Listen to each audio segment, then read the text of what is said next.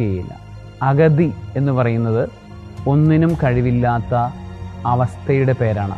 നമ്മളൊരു അഗതിയായിത്തീരുക എന്ന് പറയുന്നത് ഒന്നിനും കഴിവില്ലാത്ത ഒരവസ്ഥയായിത്തീരുന്ന ആ ഒരു കാലഘട്ടത്തെയാണ് അഗതി എന്ന് പറയുന്ന അവസ്ഥ. നമ്മളുടെ ജീവിതത്തിൽ എല്ലാം നഷ്ടപ്പെട്ടു നിൽക്കുന്ന അവസ്ഥ, അത് ഒരു അഗതിയുടെ ഭാവമാണ്. അങ്ങനെയുള്ള അവസ്ഥയിൽ നമ്മൾ എത്തുമ്പോൾ ദൈവം നമ്മളുടെ പ്രാർത്ഥന പരിഗണിക്കും. അത്രയും നാൾ നമ്മളുടെ പ്രാർത്ഥന കേട്ടില്ലെങ്കിലും ആ ഒരു സമയത്ത് ദൈവം നമ്മളുടെ പ്രാർത്ഥന ശ്രവിച്ചിരിക്കും.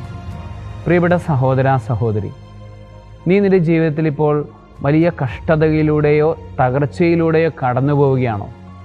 നീ പ്രാർത്ഥിക്കുക. തമ്പുരാൻ തീർച്ചയായിട്ടും നിൻ്റെ പ്രാർത്ഥന പരിഗണിക്കും.